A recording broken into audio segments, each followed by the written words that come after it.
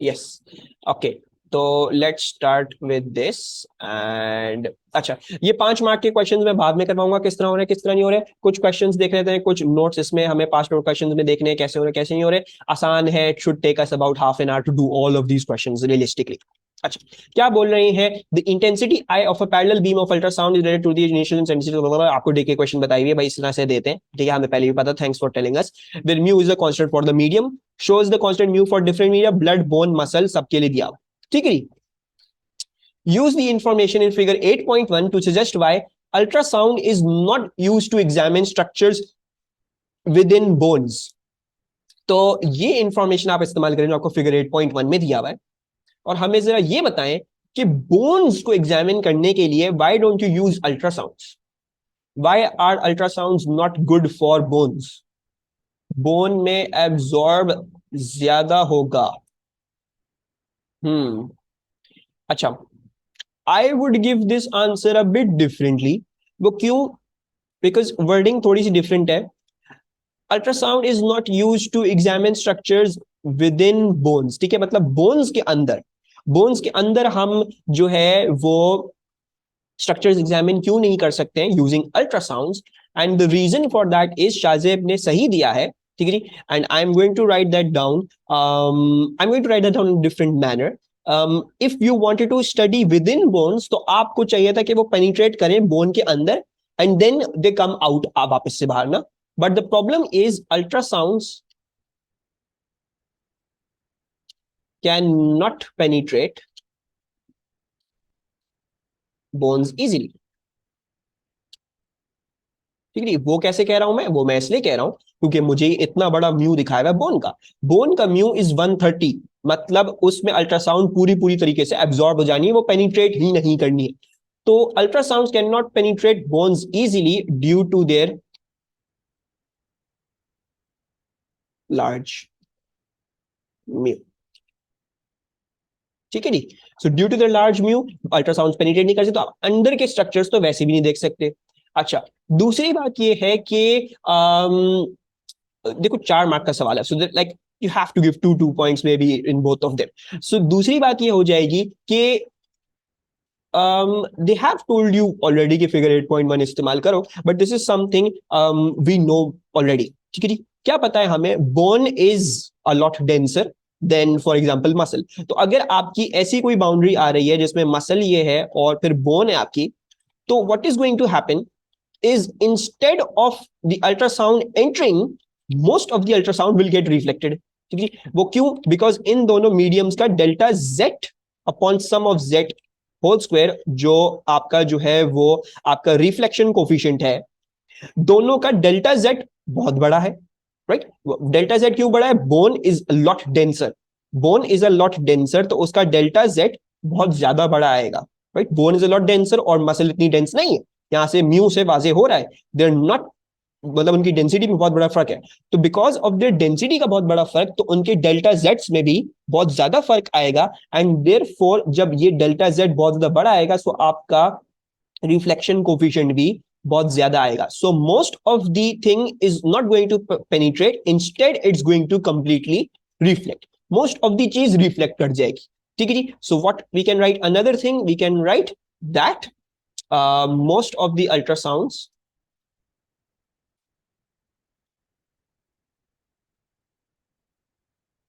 will get reflected at the muscle bone boundary, ठीक है जी। Any problem with this question?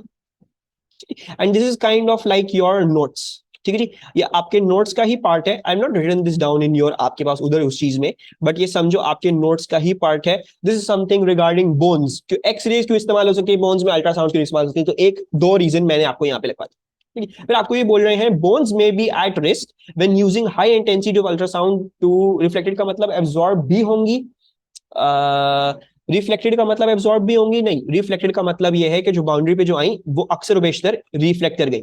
ठीक है। अक्सर बेशतर रिफ्लेक्ट कर गई तो वो अंदर तो जाएंगे नहीं, तो अंदर से तो कुछ इंफॉर्मेशन लेके आ नहीं सकती है वापस, ठीक है। दूसरी बात ये मैंने क्या लिखी है, दूसरी बात हमने ये लिखी है कि अच्छा चलो कुछ हम मान लेते हैं पेनिट्रेट तो ऑब्वियसली कुछ ना कुछ हिस्सा तो अंदर जाएगा, लेकिन मसला क्या है, जो हिस्सा अंदर जाएगा वो फिर इस म्यू की वजह से जो बहुत बड़ा है वो फिर इवेंचुअली खत्म ही हो जाएगा, वो वापस आने का नाम ही नहीं है उसका, वो बिल्कुल ही जीरो हो गया, बिल्कुल खत्म हो जाएगी उसकी इंटेंसिटी, कुछ वापस हमें मिलने नहीं वाला अगर कहीं आगे रिफ्लेक्शन होती भी है, ठीक है। So basically these two things I've written. But reflection का मतलब अलग है और absorption का मतलब अलग है, ठीक है। एब्जॉर्प्शन कब होगी, जब ड्यूरिंग योर ट्रांसमिशन आप जब एक अटेन्युएशन कर रहे हो उस मीडियम में तब एब्जॉर्प्शन हो रही है, और रिफ्लेक्शन हो रही है, ट्रांसमिशन हो रही है एट द बाउंड्री लेयर, ठीक है। Clear? Okay. Bones may be at risk when using high intensity ultrasound to treat diseased joints. तो bones क्यों हैं at risk? Bones इसलिए at risk हैं because ultrasounds will be absorbed by the bone. भाई एक तो तरीका ये हो गया कि भाई अगर आप जबरदस्ती भी अल्ट्रासाउंड इस्तेमाल करके बोन्स को स्टडी करना चाहते हो तो आपको हाई इंटेंसिटी चाहिए होगी, जैसे हम एक्सरेज को इस्तेमाल करते हैं जो हाई इंटेंसिटी है, तो वो तो नेचुरल चीज है, वो तो आराम से मिल जाती है। लेकिन अगर अल्ट्रासाउंड को इस्तेमाल करना शुरू कर दें इन हाई इंटेंसिटीज तो क्या होगा, ultrasound will be absorb by the bone, क्योंकि उसका म्यू इतना बड़ा है, म्यू इतना बड़ा है आधी से ज्यादा वो बोन एब्जॉर्ब कर लेगी। अच्छा, अब मसला क्या है, बहुत ज्यादा बड़ी इंटेंसिटी अगर भेज दो अल्ट्रासाउंड की और वो बोन में उसका सबसे ज्यादा अच्छा चांस है एब्जॉर्ब हो जाए, ultrasound will be absorbed by the bone and there is a chance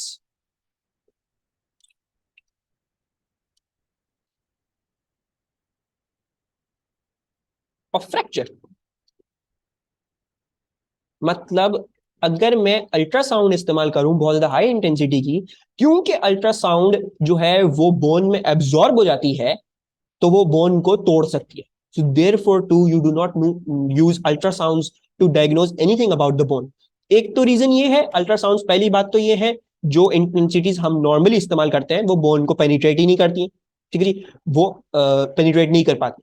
दूसरा क्या हो गया, दूसरा ये हो गया कि मोस्ट ऑफ देम क्योंकि उनके डेल्टा जेड, अब ऑब्वियसली बोन के अराउंड हमेशा मसल होती है, उसके टेंडन्स होंगे वगैरह वगैरह, उसके आगे पीछे चीजें होंगी, राइट। तो जो वो बाउंड्री लेयर जो बनती है वो ऐसी अनफेवरेबल बाउंड्री लेयर होती है कि डेल्टा जेड उसका इतना हाई होता है कि वैसे भी अल्ट्रासाउंड ने पेनिट्रेट नहीं करना, ठीक है। एक उसका वे अराउंड क्या है, अगर हम बहुत द हाई इंटेंसिटी इस्तेमाल करना शुरू कर दें, बहुत द हाई इंटेंसिटी इस्तेमाल करने पे हाँ बोन्स को रीड ऑफ किया जा सकता है, लेकिन प्रॉब्लम क्या है, उधर प्रॉब्लम ये आ जाती है कि आप बोन को ही तोड़ दोगे फिर, क्योंकि बोन में तो अक्सर अल्ट्रासाउंड अब्जॉर्ब हो जानी है, तो वो बोन एब्जॉर्ब कर करके अल्ट्रासाउंड क्या हो जाएगी, वो टूट जाएगी। So therefore, ultrasounds are not at all suitable for diagnosing anything about your bones, ठीक है जी। कभी भी हमने अल्ट्रासाउंड्स को बोन्स के लिए इस्तेमाल नहीं करना है। Any problem with this question, सबको समझ में आ गया? Is it clear? Are we happy? ठीक है जी। And this is also part of your notes. ये फ्रैक्चर वाली सीन रेजोनेंस बोल सकते हैं। अच्छा, रेजोनेंस शाज़ेब, रेजोनेंस तब होती है जब ड्राइवर फ्रीक्वेंसी जो है वो नेचुरल फ्रीक्वेंसी को मीट कर लेती है, ठीक है जी। Now how do you know what's the natural frequency of bone, like it is good, like एक बहुत अच्छी वो है कि तुम लाइन मिलाना चाह रहे हो, I do appreciate it, it's a good line जो तुम मिलाना चाह रहे हो, but and there probably might even be के एक पॉइंट आए रेजोनेंस की वजह से टूटे वो, ठीक है जी। तो बट इट्स नॉट वाजे तौर पे, बहुत ज्यादा वाजे ही नहीं है ना कि मतलब हम जो अल्ट्रासाउंड की फ्रीक्वेंसी भेज रहे हैं हो सकता है वो किसी फैक्टर में हो नेचुरल फ्रीक्वेंसी के, हो सकता है ना हो, लेकिन बट प्रॉब्लम क्या है, हम इतनी हाई इंटेंसिटी भेज रहे हैं कि वो एब्जॉर्ब जब होती है तो वो उस बोन को हीट करती है, बोन को तोड़ती है। अच्छा, एक और एक चीज याद आ गई, and there is fracture, chance of fracture slash heating up of bone, ठीक है। तो don't go for that natural frequency वाला पॉइंट, ठीक है। If I was the examiner I would appreciate your pointer, you are writing a good thing, but examiner won't be appreciative of that, ठीक है जी। वो समझे examiner is a lame thing, but I would appreciate your answer अगर तुम resonance वाली चीज देखते हो, ठीक है जी। It's between me and you, not between the examiner you, ठीक है। तो उसको थोड़ा सा रिफ्रेन करो, वो उसमें थोड़ी सी प्रॉब्लम हो सकती है। अच्छा, फिर आपको क्या बोल रहे हैं, determine the ratio fraction of intensity of ultrasound transmitted through 10 millimeter of muscle upon fraction of intensity of ultrasound transmitted through 10 millimeter of bone। अच्छा, तो हम fraction of intensity of ultrasound transmitted through 10 millimeter of muscle वो कैसे निकालेंगे? We shall use the decay equation I equals to I naught E minus mu x, ठीक है जी। इधर इधर mu लिखा हुआ है, मैं k ही लिख रहा हूँ। अच्छा, 10 मिलीमीटर ऑफ मसल का फ्रैक्शन कैसे आएगा? ऑब्वियसली फ्रैक्शन क्या होगा? आई अपॉन आई नॉट होगा ना fraction, I upon I nought. जो फ्रैक्शन चाहिए आपको आई अपॉन आई नॉट दे रहा होगा, और वो फ्रैक्शन क्या आ रहा है? वो फ्रैक्शन आ रहा है ई माइनस के एक्स से, जैसे मैंने पूरी वर्किंग करवाना सिखाई है कि you work out this factor. Factor क्या है? फैक्टर वो फ्रैक्शन है, ठीक है जी। सो वो जो पूछ रहे हैं आपसे, ऊपर भी उन्होंने फ्रैक्शन रखा है, यानी इधर भी इन्होंने आई अपॉन आई नॉट रखा है, नीचे भी उन्होंने आई अपॉन आई नॉट रखा है, बस दो डिफरेंट चीजें, ठीक है जी। अच्छा, तो ये क्या आ जाएगा? ये आ जाएगा ई माइनस के एक्स, ऑब्वियसली ये ई। 10 मिलीमीटर ऑफ मसल की बात करें तो मसल का के ले लेते हैं, मसल का के है 23, और किस में दिया हुआ है? हमें मीटर्स में दिया हुआ है, और ये 10 मिलीमीटर दिया हुआ है, सो 10 × 10⁻³ करना पड़ेगा, ठीक है जी। ये किसके लिए करी है हमने कहानी? ये हमने करी है for the muscle, this is muscle, so this is I upon I not. अच्छा, और फिर इसी तरह हम क्या कर लेते हैं? हम बोन के लिए भी कर लेते हैं कहानी। तो बोन के लिए भी same procedure, I upon I not से देंगे हम fraction, that is E minus k x. इधर ई के क्या हो जाएगा? के हो जाएगा मसल है ना, क्या चीज है? बोन है, सॉरी। बोन का क्या है? बोन का 130 है, सो ई माइनस 130। और एक्स क्या है? एक्स हमारा 10 मिलीमीटर है दोबारा से, तो 10 × 10⁻³ ठीक है जी। सो ये आ रहा है, and then your final answer will be obviously, अब आपको इस वाले आंसर को और इस वाले आंसर को डिवाइड करना है, यानी ई की पावर, अच्छा इधर माइनस रह गया, -23, 10 × 10⁻³ डिवाइडेड बाय ई की पावर -130 एंड देन 10 × 10⁻³ आपको ये दोनों चीजें डिवाइड करनी है, और ये आपका आंसर इधर आ जाए, ठीक है जी। तो कोई जल्दी से करके बता सकता है क्या आ रहा है आंसर? 2.91। अच्छा शाहजेब, आप मुझे जो मैसेज कर रहे हो ना, message me on this person, ये जो होस्ट है ना, होस्ट मी, होस्ट मी में आपके लिए होस्ट लिखा आ रहा होगा, और हाँ एक बार होस्ट उसको करो मैसेज, क्योंकि तुम मैसेज करो मुझे यहाँ मोबाइल में मिल जाए तो वो उधर रह जाता है, ठीक है। But thank you for the answer. I hope सबको भी समझ में आया हो, बहुत ही जो है वो स्टैच्यूज बन के जो है आज क्लास ली जा रही है, कोई दुश्मनी निकाली जा रही है, लेकिन हमें पढ़ाना तो है। अच्छा, the variation of the intensity I of a parallel beam of ultrasound with thickness x measured in meters of a muscle is given by the expression, ये दे दिया मसल का म्यू दे दिया -23, where I naught is the initial intensity. Calculate the fractional intensity transmitted through a muscle of thickness 5.5 centimetre. कोई मसले की बात नहीं है, I अपॉन I नॉट क्या हो जाएगा? E -23। अच्छा, ये -23 मीटर में होगा, ठीक है, मेजर्ड इन मीटर्स दिया हुआ, तो 5.5 को जरा कन्वर्ट करके डालेंगे, तो आपको लोगों को नजर आ रहा होगा कोई खासे मुश्किल क्वेश्चंस नहीं है। मैंने जो आपको लोगों को क्वेश्चंस करा दिए वो पहले से तय ही बहुत ज्यादा मुश्किल, तो दीज अल्ट्रासाउंड के क्वेश्चन इतने कोई खासे मुश्किल नहीं है। कुछ कुछ चीजें हैं जो डिस्कस करनी है, will get over with these calculation वाले क्वेश्चन जल्दी से, फिर ये जो है वो कुछ चीजें रह जाती हैं थ्योरी के लिहाज से, वो पे डिस्कस करेंगे, ठीक है। 0.28 शाहजेब वहाब इकबाल होस्ट वाला, डायरेक्ट मैसेज उसको करो, 0.28, ठीक है, थैंक यू शाहजेब। अच्छा, अच्छा, now this question you guys have to attempt, सही है जी। Having traveled through muscle 5.5 centimeter thick, अच्छा क्या बोल रहे हैं? Having traveled through muscle 5.5 centimeter thick, the beam is reflected from a muscle bone boundary. At this boundary, 35% of the incident intensity is reflected. Calculate the fractional intensity that is received back at the transmitter. ठीक है, यानी आपको क्या बोला जा रहा है? आपको ये बोला जा रहा है कि भाई ये आपकी मसल है, ये आपकी बोन है, ये आपकी मसल होगी, ये आपकी बोन होगी। अच्छा, अब मसल का उन्होंने बताया हुआ है, मसल में से आप जा रहे हो फॉर 5.5 सेंटीमीटर्स, ठीक है, यू ट्रेवल 5.5 सेंटीमीटर्स, ठीक है जी। तो आपने कोई इंटेंसिटी भेजी यहां से आई नॉट इधर से गई, ये इधर से आई, ट्रेवल किया है उसने 5.5 सेंटीमीटर, फिर ये रिफ्लेक्ट होती है from the muscle bone boundary, it reflected and then came back to the surface, आपके पास यहां पे आ गई, ठीक है जी। देर आस्किंग यू के give us the fractional intensity I upon I nought that is received back at the transmitter. So I upon I nought कैसे वर्कआउट करेंगे, कैसे नहीं, you guys have to give the answer to this now. ठीक है जी, सब information इसी part में और इधर ही लिखी हुई है। ठीक है जी, और पुराने वाले पार्ट का भी आपको आई अपॉन आई नॉट नजर आ रहा है, वो 0.28 था, यानी मसल में जो अटेन्युएशन आई है, मसल में जो अटेन्युएशन जो आई थी, जो उसका फैक्टर आया था, वो 0.28 आया। ठीक है जी, सो लेट्स सी कौन सॉल्व करता है।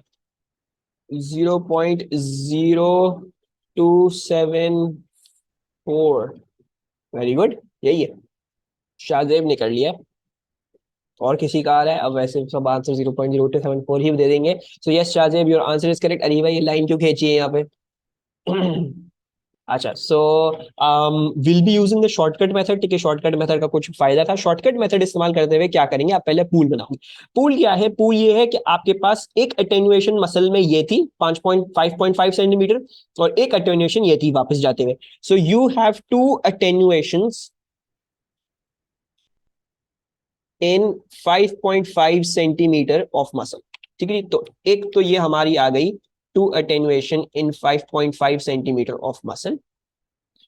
उसके बाद दूसरी चीज क्या है हमारे पास? दूसरी चीज है कि हम रिफ्लेक्ट हुए हैं, तो one reflection of muscle bone boundary, muscle bone boundary. अच्छा, ना आपको क्या बताया था, हमने ऊपर निकाला था फैक्टर। हमने फैक्टर क्या निकाला था? फैक्टर निकाला था 5.5 सेंटीमीटर में से अटेन्युएट कितना होते हैं। ठीक है जी, तो ये फैक्टर आ गया है। अब हमने कितनी दफा किया? ये 2 दफा किया।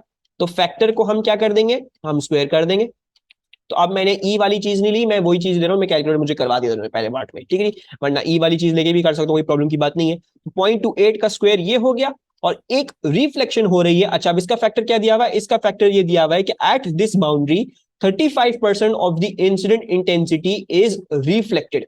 यानी ये बोल रहे हैं कि अगर आप इधर I R upon I naught करो, sorry I R upon I I करो इस पॉइंट पे, ये आई आई कह रहा हूं मैं, ये आई आर कह रहा हूं, ये जो रिफ्लेक्ट हुई है वापस, अगर इसको करो और फिर इंटू 100 कर दो, तो आपके पास क्या आ रहा है? आपके पास 35% आ रहा है। ठीक है, सबसे पहले तो ये परसेंटेज को हटाते हैं, 100 को हटाते हैं, तो ये बेसिकली क्या आ रहा है? 0.35 आ रहा है। ठीक है, और फैक्टर यही था ना, this was the factor, alpha यही था, आई आर अपॉन आई आई। सो यही फैक्टर है इधर जो हम लिखेंगे। So this is basically 0.35। So basically क्या हो जाएगा? आई हो जाएगी आपकी आई नॉट, फिर उसमें 0.28 स्क्वायर मल्टीप्लाई करना पड़ेगा, और फिर उसमें ये 0.35 मल्टीप्लाई करना पड़ेगा, and then you can work out your I upon I nought, जो शाहजेब ने दिया है 0.0, क्या दिया था शाहजेब ने? एक सेकेंड, मोबाइल पे आया हुआ, 0.02744, 0.02744। और हम क्या कर लेते हैं? हम इसको टू सिग्निफिकेंट कर लेते हैं, सो this shall B 0.03। Any problems? सबको क्लियर हो गया अब? तो अब देखोगे, जो मुश्किल से मुश्किल सवाल भी होगा उसमें बस ये करना होगा, पूल देखना पड़ेगा, पूल करके और फिर फैक्टर मल्टीप्लाई करने पड़ेंगे। ठीक है, सबको समझ में आ रहा है? Data for the acoustic impedance and absorption attenuation coefficients of a muscle and bone are given in figure 11.1। Muscle का acoustic impedance, मसल का absorption coefficient, और दोनों दी हुई हैं चीजें। ठीक है, intensity reflection coefficient is given by the expression, बता देते हैं, हालांकि बताने की चीज नहीं है। The attenuation of ultrasound in muscle follows a similar relation to the attenuation of X-rays in matter, ये भी बता दिया है आपको। A parallel beam of ultrasound of intensity I enters the surface of a layer of muscle of thickness 4.1 centimeter as shown in figure 11.2। ठीक है, कोई enter करती है 4.1 centimetre of muscle. The ultrasound is reflected at a muscle bone boundary and then returns to the surface of the muscle। यानी वही case scenario हुआ है, यहां से आई रिफ्लेक्ट करी वापस चली गई। ठीक है जी, अच्छा, फिर क्या बोल रहे हैं? Calculate the intensity reflection coefficient at the muscle bone boundary. तो इंटेंसिटी रिफ्लेक्शन कोफिशिएंट कैसे निकलता था? वो उन्होंने फॉर्मूला उधर दे दिया है, delta Z upon sum of Z whole square. ठीक है जी, पता नहीं इसके क्यों 2 मार्क दिए हुए इधर, तो delta Z upon sum of Z whole square, and then you can work this out. Delta Z क्या है? अकूस्टिक इंपेडेंस ये दी हुई 6.3 minus 1.7, so 6.3 minus 1.7 into 10 to the power 6 divided by sum of z क्या है? 6.3 plus 1.7 into 10 to the power 6 and then whole square। so ये क्या आ रहा है, और इसका हम आंसर कितनी सिग्निफिकेंस तक लिखेंगे इधर इन दी आंसर? जल्दी से 0.330625, 0.33 लिखेंगे। Thank you Shahzeb. 0.33 हम लिखेंगे, आंसर हमारा 0.330625 आ रहा है। 0.33 क्यों लिखा? Two significant, two significant, two significant, two significant, ठीक है, टू सिग्निफिकेंट हमने सारी वैल्यूज मार्क करी है, वही हम लिखेंगे। The fraction of the incident intensity that is transmitted from the surface of the muscle to the surface of the bone. तो मसल से जो बोन गई है, फ्रैक्शन ऑफ इंसिडेंट इंटेंसिटी, यानी ये इंसिडेंट इंटेंसिटी सो जो सरफेस ऑफ द मसल से गई है मसल बोन के सरफेस तक, यानी वो अटेन्युएशन होने के बाद वाली चीज पूछ है। तो फ्रैक्शन निकाल देते हैं, हमारा क्या जा रहा है, I will equals to I not e minus k x. So fraction बोल रहे हैं, यानी आई अपॉन आई नॉट निकालने को बोल रहे हैं, वो कैसे आएगा, वो ई माइनस के एक्स से आएगा। ई क्या है, ई इज ई माइनस के, किसका लेंगे, के लेंगे आप मसल का, मसल का के हमें क्या दिया हुआ है, 23 दिया हुआ है। सो लेट्स पुट दैट इन। अच्छा, और दूसरी चीज क्या दी हुई है, 4.1 सेंटीमीटर दिया हुआ है, सो उसको जरा कन्वर्ट करके let's put that in as well. काफी स्ट्रेट फॉरवर्ड ये भी जो है वो आपके पास आ जाएगा। मैं ये आंसर लिख रहा हूं, क्या है आंसर, एक सेकेंड, 0.39 आ रहा है। This is coming out to be a 0.39, ठीक है जी। अच्छा, the intensity in terms of I that is received back at the surface of the muscle. तो अक्सर बेशतर क्वेश्चंस देख रहे होगे, there is the same questions but just spin offs. तो उस क्वेश्चन में और इस क्वेश्चन में कुछ भी फर्क नहीं था, सिवाय इसके कि उसमें पहला पार्ट था ये निकाल दो, वो भी फॉर्मूला देके पूछ लिया था, तो कुछ खास मुश्किल सवाल नहीं है इसमें, ठीक है जी। फिर इंटेंसिटी आई बोल रहे हैं that is received at the back at the surface, वो कैसे निकालेंगे हम भाई, हमें नजर आ रहा है शॉर्टकट मेथड के थ्रू कि पहली चीज क्या हो रही है, दो अटेन्युएशन हो रही है इन 4.1 सेंटीमीटर इन मसल। तो two attenuations in 4.1 centimetre of muscle. फिर क्या है आपके पास, दूसरी चीज क्या है, एक रिफ्लेक्शन हो रही है, so one reflection eight muscle bone boundary, ठीक है जी। तो जरा इनके फैक्टर्स लिख लेते हैं। फैक्टर्स उन्होंने आपसे निकलवा लिए, फैक्टर ये निकलवा लिया अटेन्युएशन वाला 0.39, ये दो दफा हो रहा है, सो 0.39 का ये होल स्क्वायर हो जाएगा। और रिफ्लेक्शन का भी उन्होंने आपको निकलवा लिया था, because they made you calculate this alpha that was 0.33, so ये बेसिकली आपका हो जाएगा 0.33। Simple and straightforward. अब आप बस जल्दी से डाल दोगे I equals to I not E, sorry I naught, और फिर हमारे पास क्या है 0.39 स्क्वायर है, और फिर क्या है 0.33 है। स्ट्रेट फॉरवर्ड इजी पीजी, इसको कर लोगे कैलकुलेट तो क्या आ जाएगा, हमारे पास आ जाएगा 0.05 आई नॉट, ठीक है जी। आप इसको इधर लिख दोगे 0.05, इजी पीजी स्ट्रेट फॉरवर्ड, कुछ भी नहीं। अच्छा, दिस इज प्रीटी। उसमें कह रहे इन टर्म्स ऑफ आई, हाँ वो आई इसलिए बोल रहे हैं शाहजेब बिकॉज उन्होंने बोलता है कि जो इंसिडेंट है वो उन्होंने आई नॉट की जगह उसको आई बोला है, यानी यहां से जो आ रही है वो आई है, तो मेरे लिए बेसिकली जो आई नॉट मैं बोल रहा हूँ वो बेसिकली उनके लिए आई है, ठीक है। अच्छा, a parallel beam of ultrasound is incident normally on the surface of a layer of fat of thickness 1.1 centimeter as shown in figure 6.1, ठीक है जी। 1.1 सेंटीमीटर फैट है, वही चीज हो रही है, इधर से I1 आई, I2 इधर पहुंची, I3 रिफ्लेक्ट हुई, I4 इधर पहुंची, ठीक है जी। ये आपको बता दिया उन्होंने सब। Some data for the fat are given in figure 6.2। Calculate the time interval between a short pulse of ultrasound initially entering the layer of fat and then returning back to the surface of the fat layer, ठीक है। तो देर asking you के यहां से जो हमने emit करी वो वापस रिफ्लेक्ट करके जो आई है, वो टाइम आप हमें बता दें वो टाइम क्या आ रहा है। So how do you think we work out the time. हमें फैक्ट के बारे में स्पेसिफिक अकॉस्टिक इंपेडेंस दी हुई है, डेंसिटी रो दी हुई है, एब्जॉर्प्शन कोफिशिएंट दिया हुआ है, और ये डिस्टेंस दिया हुआ है 1.1 सेंटीमीटर फैट का। हाउ डू आई वर्कआउट, कितना टाइम लगा होगा एक यहां से यहां वापस पल्स आने में। भाई देखो, अगर हमें टाइम निकालना है तो हमें डिस्टेंस को Z divide by the density of medium, very good, very good Shahzeb. तो शाहजेब कहते हैं भाई आपको क्या पता, आपको पता था जेड जो है वो है density of the medium into the speed of sound in that medium. आपको जेड दिया हुआ है फैट का और आपको डेंसिटी दी हुई है, आप स्पीड ऑफ साउंड निकाल लो फैट में, तो हम यही कर लेते हैं। हमें जेड दी हुई है फैट की 1.4 इंटू 10⁻⁶। रो क्या दिया हुआ है हमें, 940 दिया हुआ है। सी हम निकाल लेते हैं, सी क्या आ रहा है शाहजेब सिर्फ शाहजेब और मैं पढ़ रहे हैं. Shahzeb is my star student. 1489.36, 1489.36. तो अच्छा, टू सिग्निफिकेंट वैल्यू. अच्छा, अभी तो हमने स्पीड ऑफ साउंड निकाली, ठीक है. खैर, हमने स्पीड ऑफ साउंड निकाल ली. अब क्या निकालेंगे? Let's work out the distance, sorry let's work out the time. Time कैसे आएगा? जब हम डिस्टेंस को स्पीड से डिवाइड कर देंगे, है ना. Distance upon speed. अच्छा, ना सबसे पहले तो ये समझ लीजिएगा, डिस्टेंस होगा एक जाने का और फिर एक आने का, तो 2 × 1.1 सेंटीमीटर होगा.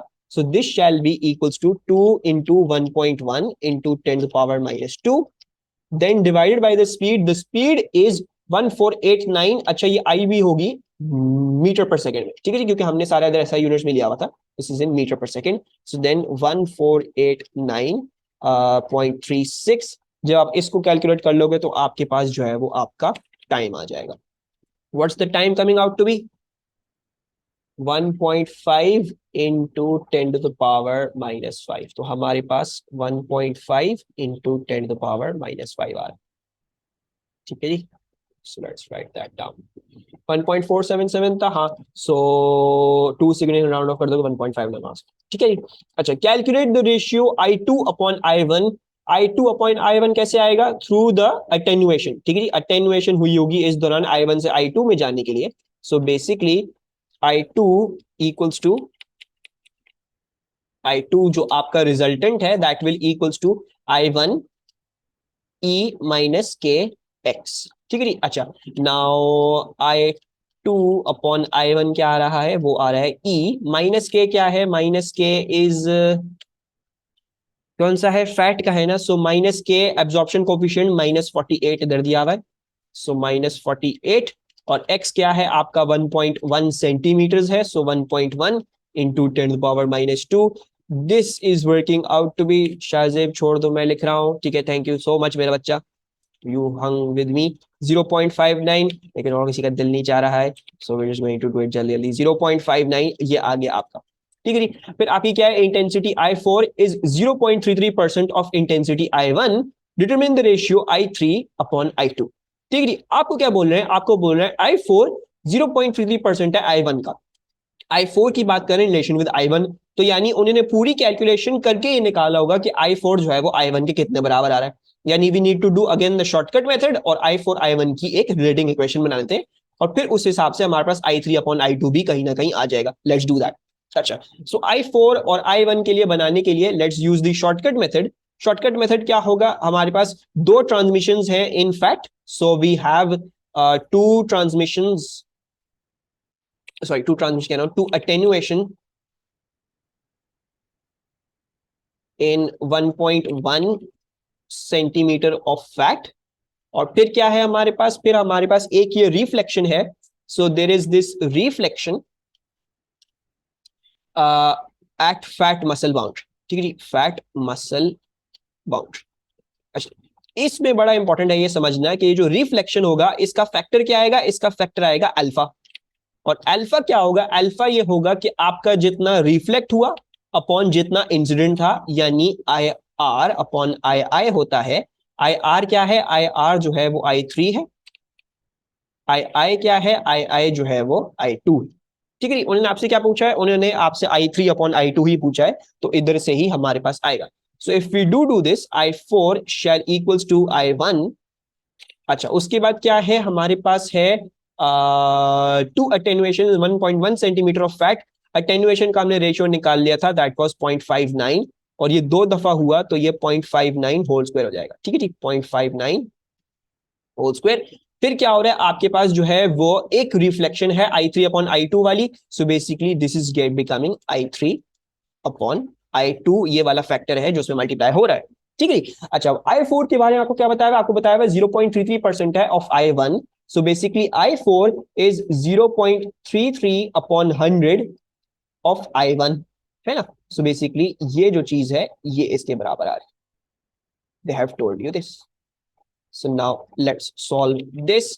आपको नजर आ रहा होगा I1 कैंसिल, और अगर मुझे I3/I2 निकालना है as it is, so that shall be worked out through 0.33/100 and फिर ये चीज डिवाइड में जाएगी, सो 1/0.59 होल स्क्वायर।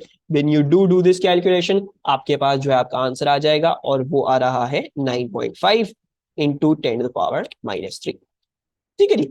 सो ये कैलकुलेशन वाला पार्ट मैंने आप लोगों के लिए कर दिया है। Now what I want is, I want you guys to answer this for me. क्या बोल रहे हैं, the specific acoustic impedance of the muscle is greater than that of the fat.